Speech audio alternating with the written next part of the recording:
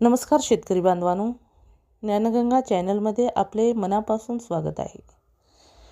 पुण्यश्लोक अहिल्यादेवी होळकर शेतकरी कर्जमुक्ती योजनेची प्रभावी अंमलबजावणी तसेच या योजनेच्या मार्गदर्शक सूचना आणि निकषात आवश्यकतेनुसार बदल करण्यासाठी राज्य सरकारने महत्त्वाचा निर्णय घेतला आहे.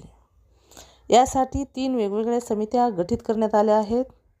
कर्जमुक्ती योजनेच्या मार्गदर्शक सूचनामध्ये आवश्यक बदल करण्यासाठी मुख्य सचिवाच्या अध्यक्षतेखाली समिती गठीत केली आहे. या योजनेची पारदर्शक आणि प्रभावी अंमलबजावणी करण्यासाठी आवश्यकतेनुसार मार्गदर्शक सूचनामध्ये बदल करणे आणि सर्व विभागाशी समन्वय साधण्याच्या दृष्टीने समिती गठीत करण्याचा निर्णय घेण्यात आलेला आहे.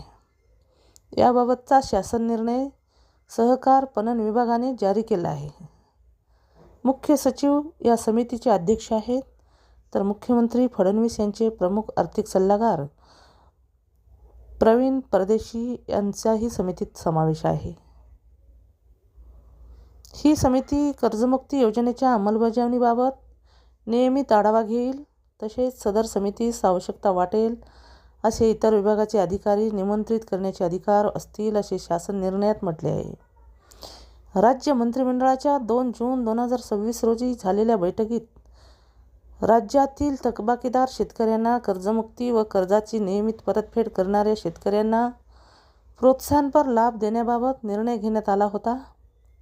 या निर्णयास अनुसरून शासन निर्णयाद्वारे पुण्यश्लोक अहिल्यादेवी होळकर शेतकरी कर्जमुक्ती योजना 2026 जाहीर करण्यात आली. या योजनेची अंमलबजावणी करत असताना योजनेच्या मार्गदर्शक सूचनामध्ये आवश्यक बदल करण्यासाठी समिती गठीत करण्यात आली आहे. त्याचबरोबर मुख्यमंत्री फडणवीस यांच्या अध्यक्षतेखाली मंत्रिमंडळ उपसमितीसह गठीत करण्यात आली आहे. कर्जमुक्ती तसेच प्रोत्साहनपर लाभ मिळवण्यास पात्र असलेले शेतकरी सदर योजनेच्या लाभापासून वंचित राहू नयेत. त्यांना देय असणारे लाभ विनाविलंब मिळावेत. योजनेची अंमलबजावणी पारदर्शकपणे व्हावी आणि योजनेत पात्र ठरलेल्या शेतकऱ्यांना बँकांनी तात्काळ नव्याने पीक कर्ज पुरवठा करावा, हे या योजनेचा मुख्य उद्दिष्ट आहे. यासाठी सदर योजनेचा आढावा घेणे आणि योजनेच्या निकषात बदल करण्याच्या उद्देशाने मुख्यमंत्र्यांच्या अध्यक्षतेखाली मंत्रिमंडळ उपसमिती गठीत करण्यात आली आहे. या समितीत 2 मुख्यमंत्री, महसूल, वैद्यकीय शिक्षण, कृषी, सहकार मंत्र्यांचा समावेश आहे. ही समिती योजनेचा नियमितपणे आढावा घेईल.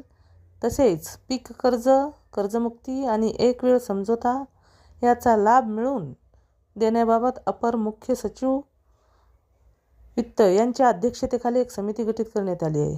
राष्ट्रीयकृत बँका, खाजगी बँका व ग्रामीण बँकांकडील शेतकऱ्यांच्या पीक कर्ज, पुनर्गठित अनुत्पादित कर्जांना कर्जमुक्ती, एक वेळ समझोता योजना OTS याचा लाभ देत असताना अनुत्पादित कर्जाच्या तारखेनुसार खतावणी शिल्लक निश्चित केलेल्या टक्केवारीप्रमाणे सूट देण्यासाठी बँकांसोबत वाटाघाटी केल्या जाणार आहेत. या रकमेचे प्रमाण निश्चित करण्यासाठी अपर मुख्य सचिव वित्त यांच्या अध्यक्षतेखाली समिती गठीत करण्यात आली आहे.